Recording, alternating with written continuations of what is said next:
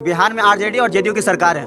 जो एक लाठी डंडे से मारकर पुलिस ने जो जिनके जान ले ली है, उसके ऊपर आप एक भी बात, अब एक भी शब्द नहीं बोले। और मैं ये कहना चाह रहा था कि जब बीजेपी की अगर वहाँ सरकार होती तो तेजस्वी यादव डाक बंगला चौराहे पर छाती पीट रहे होते कि बीजेपी की सरकार ने जान ले लिया एक इंसान की, लेकिन आपने उस पर एक भी शब्द नहीं बोला। राजा का बेटा राजा नहीं बनेगा। ये पब्लिक कह रही है भैया, राजा का बेटा राजा नहीं बनेगा। 2024 में पूरी जनता कह रही है, मैं कह रही हूँ मोदी जी का चेहरा प्रत्यक्ष है। आपसे एक घंटे से पूछ रहे हैं कि अपोजिशन में कौन सा चेहरा होगा। ये 23 हो, 25 हो, 50 हो, दगे कारतूस है। दगे कारतूस चलते नहीं। और पूरी जिंदगी कार्यकर्ता मेहनत करता है, लेकिन जब टिकट बंटने का टाइम होता है तो राजनेता के बेटे, दामाद, बेटियां, बहुएं यही सब योग्य होते हैं। कार्यकर्ता कहाँ जाता है उस वक्त।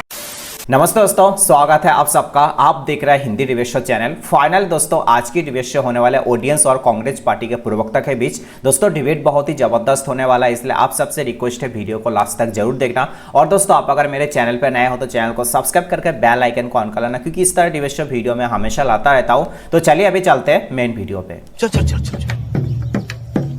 सत्यप्रकाश जी, क्या आपको लगता है ये जो परिवारवाद की बेला है, इसको एक समय पर नीतीश बाबू ने भी बहुत उठाया है, लेकिन अभी वो तमाम परिवारवादी पार्टियों को इकट्ठा कर रहे हैं और उसके एक तरह से मुखिया बनने का प्रयास कर रहे हैं। तो ये जो एक बड़ा बदलाव है, इसके पीछे क्या कारण है? अमिश देवगन जी, ये लोकतंत्र है। लोकतंत्र में जो लोग चुनकर जनता द्वारा आ जाते हैं, उनको अगर आप तरह तरह के तोहमत लगाएंगे इस तरह की, तो वो ठीक नहीं है। अगर क्या लगाया तो नहीं, आप संजय सिंह किसके नेता है? पे आ रहा हूं मैं। संजय सिंह किसके नेता है? मैं संजय सिंह जी पे तो आप मेरे पे तो मत करिए भाई। संजय सिंह जी, मैंने तो नहीं बोला। मैंने बोला क्या? मैं संजय मैंने तो नहीं बोला भाई, संजय जी ने बोला। दोबारा दिखा दीजिए भाई। मेरे इशारे में आप नहीं है। हाँ तो फिर आपने बोला ना आप हम पे तोहमत लगाएंगे। मैंने नहीं बोला, प्रधानमंत्री मोदी, संजय जी ने बोला। प्रधानमंत्री मोदी जी ने भी ये बात कई बार कही है। और सच्चाई ये है कि भारतीय जनता पार्टी के चारों तरफ जो पार्टियां थी और हैं, वो भी सब परिवारवादी हैं। और भारतीय जनता पार्टी के अंदर इतना परिवारवाद भरा पड़ा है कि अगर उसकी फेहरिस्त बनाई जाए तो इन परिवार से बहुत लंबी हो जाएगी। बिहार में आरजेडी और जेडीयू की सरकार है। जो एक लाठी डंडे से मारकर पुलिस ने जो जिनके जान ले ली है, उसके ऊपर आप एक भी बात, अब एक भी शब्द नहीं बोले। मैं भी बोल रहा हूं जी, अभी आप एक भी बोले नहीं है। और मैं ये कहना चाह रहा था कि जब बीजेपी की अगर वहाँ सरकार होती तो तेजस्वी यादव डाक बंगला चौराहे पर छाती पीट रहे होते कि बीजेपी की सरकार ने जान ले लिया एक इंसान की, लेकिन आपने उस पर एक भी शब्द नहीं बोला। और अभी मैं यही बोल रहा था कि कोई कितना भी काबिल है राजतंत्र में, लोकतंत्र में। मेरा नाम मुर्तजा है। मुर्तजा जी, आपको जानकारी नहीं है, भरत जी नाम के व्यक्ति जो जहानाबाद के हैं, वो उस व्यक्ति जो मृत पाए गए उनके साथ थे। और बीजेपी ने जो भगदड़ मचाई, भी कार्यक्रम शुरू नहीं हुआ था। और ये वीडियो सुन लीजिए पूरी बात। और ये वीडियो जनता दल यूनाइटेड के राष्ट्रीय अध्यक्ष माननीय श्री ललन जी ने ट्वीट करके पूछा है भाजपा से कि इतनी बड़ी झूठी पार्टी, इतना बड़ा झूठ कि लाश पर राजनीति कर रहे हैं। वो व्यक्ति कार्यक्रम शुरू होने के पहले, आंदोलन शुरू होने के पहले जब भीड़ जा रही थी, वहां पे गिर के मृत पाए गए और उनके परिवार के प्रति पूरी सहानुभूति और बहुत दर्द है हमें। भाजपा को माफी मांगनी चाहिए, उस व्यक्ति को मार दिया। इन्हें क्यों डांट रहे हैं? सरकार को मांगना चाहिए सर, बिहार सरकार को माफी मांगना चाहिए और बिहार पुलिस को माफी मांगना चाहिए। मैं ये बोला था कि राजा का बेटा राजा नहीं बनेगा। क्या बोला आपने? एक सेकंड सुने, क्या बोला आपने? राजा का बेटा राजा नहीं बनेगा। ये पब्लिक कह रही है भैया, राजा का बेटा राजा नहीं बनेगा। आज मैडम ये एक युवा जी के मैडम, ठीक है, बुजुर्ग महिलाएं। मेरा सवाल चारों पार्टियों से है।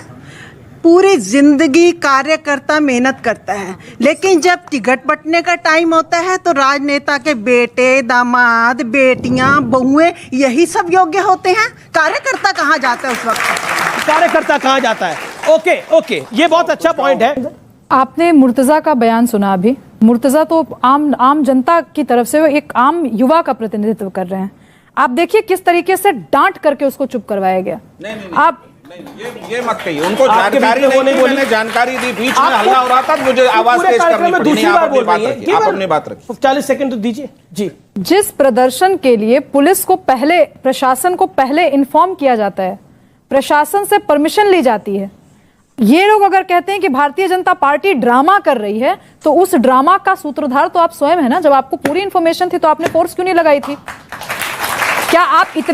क्या तेजस्वी यादव की पुलिस इतनी नकारी है? क्या तेजस्वी यादव का प्रशासन इतना नकारा है? हो भी सकता है क्योंकि उनके पास एडमिनिस्ट्रेटिव एक्सपीरियंस नहीं है, पढ़े लिखे भी कम है। मैं इसलिए बोल रही हूं, मुझे पढ़े लिखे होने से फर्क नहीं पड़ता। इन्हीं के नेताओं ने कहा है कि अनपढ़ नेता को कैसे प्रधानमंत्री बना दिया, ये तो नौवीं फेल है। नौवीं फेल के हाथ में आप प्रशासन देंगे तो यही होगा। ऑफ द रिकॉर्ड आपको आपने बता धो डाला है ये बात बोलकर। राजा का बेटा राजा, जो बात वहां से आई, जो मुर्तजा ने बात कही वो एक आम युवा की आवाज है। देश का पल्स यही है कि राजा का बेटा राजा नहीं बनेगा अगर वो काबिल नहीं होगा। जी एक सवाल लगातार ये पूछा जा रहे सवाल। ओके, सवाल किससे आपका? मेरा सवाल है गौरव भाटिया जी से। जी और बहुत मतलब गंभीर सवाल। हाँ बोलिए। आप लोगों को जो विपक्ष की जो गठबंधन है और जो बीजेपी का महागठबंधन है, आपको क्यों परेशानी हो रही है विपक्ष के गठबंधन से? गठबंधन तो आपका भी है सर, बीजेपी का भी तो महागठबंधन है। अच्छा सवाल। जोरदार ताली इस सवाल के लिए। गठबंधन तो आपका भी है, उनके गठबंधन को ठगबंधन क्यों कहते हैं? और आपका गठबंधन जिसमें भी कई और परिवारवादी है, एक और परिवारवादी बादल फैमिली को भी आप लेके आना चाहते हैं, तो आपका गठबंधन पाक साहब, ये अबे दुबे बेचारे का गठबंधन खराब है, ऐसा क्यों? मैं बता रहा हूं जी। देखिए, सबसे पहले तो एक बात कहूंगा, परिवारवाद की बात हो रही थी, यहां जनता में तमाम ऐसे युवा बैठे हैं, महिला बैठी हैं, जो अगर सपना देखेंगे देश का प्रधानमंत्री बनना है या पार्टी का अध्यक्ष बनना है, भारतीय जनता पार्टी में तो संभव है, यहां चांस नहीं लगेगा। हमारी पार्टी ने कभी एक परिवार के 2 सदस्य ऐसे नहीं है जो अध्यक्ष बने या प्रधानमंत्री। अटल बिहारी वाजपेयी जी और नरेंद्र मोदी जी एक परिवार से नहीं आते। अध्यक्ष जब से पार्टी बनी है तब से एक परिवार का कोई नहीं है। आपने कहा मुझे क्या समस्या है भाजपा को दूसरे के ठगबंधन से, हम उसे ठगबंधन कहते हैं। मैं आपको कहते हैं? ये सवाल मैं बिल्कुल अभी बताऊंगा इसी सेगमेंट में। भाई साहब, मैं एक बात बता दूं, ये 23 हो, 25 हो, 50 हो, दगे कारतूस है। दगे कारतूस चलते नहीं है। और विरोधाभास देखिए, मैं लेके आया हूं 3 अगस्त 2017 का ये ट्वीट है। लालू प्रसाद यादव इनके साथी हैं। उन्होंने कहा नीतीश सांप है, जैसे सांप केचुल छोड़ता है वैसे ही नीतीश भी केचुल छोड़ते हैं हर 2 साल में। अब ये देखिए, ये तो मैं जेडीयू का ही लेके इस बार आ गया। हेमंत विश्व शर्मा ने मोदी जी के बारे में क्या कहा? ट्वीट दिखाऊं? अपनी बारी में बता लीजिएगा। मोदी जी के बारे में हेमंत विश्व शर्मा ने हत्यारा कहा है, हत्यारा शब्द कहा है। बताओ, दिखाओ ट्वीट।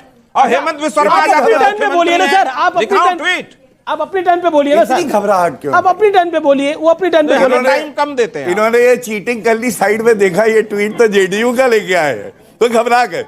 ये जेडीयू के ऑफिशियल हैंडल से ट्वीट है। इन्होंने कहा कि फेक पेपर बहुत लेके चलते हैं आजकल। फेक पेपर चेक कर लीजिएगा। फेक एक ही आदमी है जिसका नाम है नरेंद्र मोदी, लाठी वाले। 2024 में पूरी जनता कह रही है, मैं कह रही हूँ, मोदी जी का चेहरा प्रत्यक्ष है। आपसे घंटे से पूछ रहे हैं कि अपोजिशन में कौन सा चेहरा होगा, कृपया जवाब दीजिए।